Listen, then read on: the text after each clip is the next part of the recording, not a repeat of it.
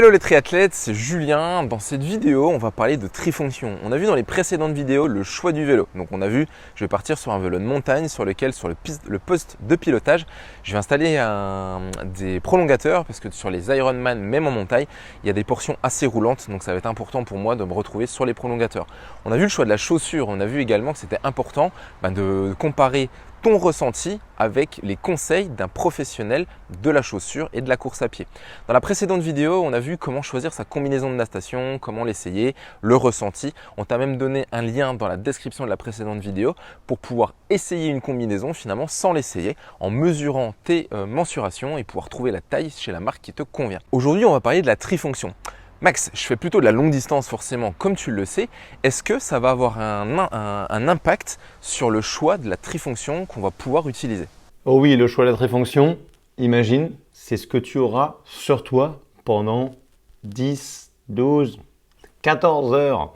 Donc oui, il est primordial. Il est primordial pour 3 éléments. Le premier, le confort. Le confort, imagine, sur toi, si tu as quelque chose qui n'est pas agréable ou qui te blesse, typiquement une trifonction qui n'est pas suffisamment adaptée et qui du coup va un tout petit peu te gêner au niveau des aisselles. Imagine si tu commences justement à être un petit peu blessé avec la répétition, avec le sel qui va être sur ta peau, le sel de la transpiration. Tout ça, ce sont des éléments qui sont essentiels dans le choix au départ de ta trifonction. Ensuite, tu auras un autre élément qui sera cette fois-ci la protection.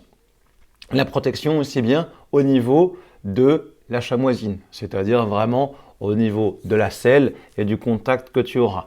Si jamais tu ne supportes plus ta position sur la selle, forcément tu auras des difficultés au niveau des points d'appui et tu auras des douleurs qui apparaissent, donc tu seras moins efficace au niveau de ton pédalage. Enfin, tu pourras également avoir une phase de protection, mais qui est une protection par rapport au soleil. Donc le choix par exemple de dire est-ce que tu veux une sans manche? Est-ce que tu veux simplement un singlet? Est-ce que tu veux quelque chose qui s'ouvre devant? Est-ce que tu veux quelque chose qui s'ouvre derrière? Eh bien, il va falloir orienter justement ce choix-là pour avoir différentes possibilités. Déjà, Julien, as-tu déjà essayé différents types de trifonction? Oui, j'avais l'habitude d'utiliser une trifonction donc avec un débardeur. Le problème, c'est que j'ai vite pris des coups de soleil et malheureusement, j'ai commencé à me sentir mal sur la partie course à pied.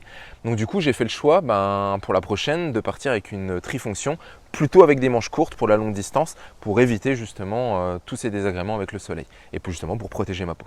Alors oui, la protection solaire, elle est évidemment très importante.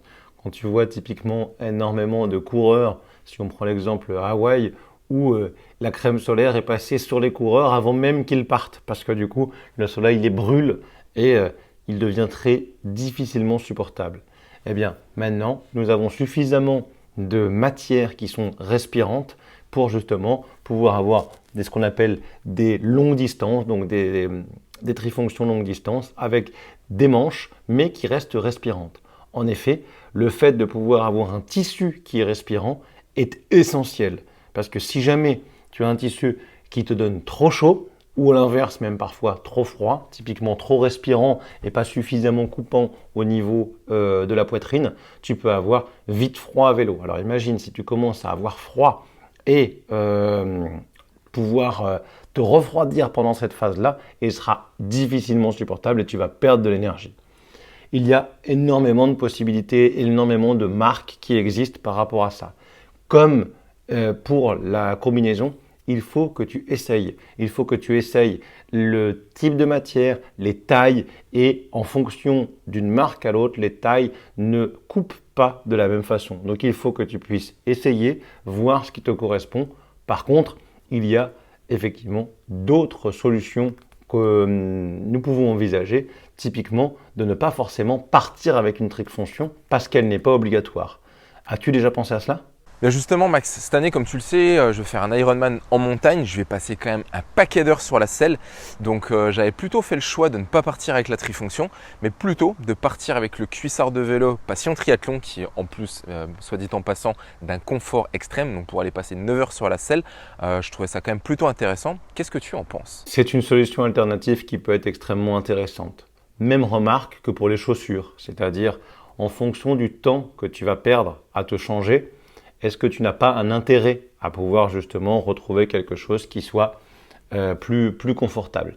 Typiquement, tu pourrais très bien, lors de ta T1, juste mettre une serviette, un poncho et pouvoir mettre un vrai cuissard de vélo et partir avec un vrai maillot de vélo où tu as de la place pour mettre justement toute ton alimentation, tes poches et avoir suffisamment de place pour mettre l'ensemble de tes affaires. Même un kawaii si jamais il fait froid quand tu pars justement sur des altitudes un peu plus importantes. Au même titre que quand tu rentres, tu arrives sur ta T2, tu peux très bien reprendre le poncho et justement l'enfiler et te retrouver cette fois-ci avec plutôt ton short de course à pied, voire d'autres chaussettes et éventuellement un t-shirt respirant, ce qui te permet peut-être d'enlever un petit peu de sel sur toi et éviter de le faire avec la même chose. Encore une fois, cela dépendra de ton objectif, de l'objectif de temps que tu vas te mettre sur la course, mais également de l'objectif de type de course. Si tu viens choisir une course très roulante sur laquelle ça va très vite, ou si tu vas choisir une course plutôt en montagne, ou si tu vas plutôt choisir cette fois-ci des courses qui sont plus ou moins sollicitantes en fonction des objectifs que tu te mettras. Donc, il faut regarder en fonction de l'objectif initial et également lors de ta planification et peut-être ton choix de matériel en début d'année. Si par exemple tu commandes la tenue du club, choisir la bonne tenue, c'est-à-dire un singlet ou plutôt une trifonction longue distance ou une courte distance en bien sûr l'ayant essayé, même s'il s'agit de la même marque une année sur l'autre. Attention, comme je l'évoquais tout à l'heure, les coupes parfois changent quelque peu. Bon bah écoute, ça me rassure parce que du coup je me demandais, je savais pas si c'était autorisé par l'organisation des courses. Je me posais la question parce que la plupart des triathlètes utilisent une trifonction, donc du coup bah, ça me rassure dans mon choix. Et pour ce qui est des triathlons longue distance et plus courte distance, je vais forcément partir également sur la trifonction Passion Triathlon qui est vraiment d'un confort extrême et qui est vraiment cool, quoi.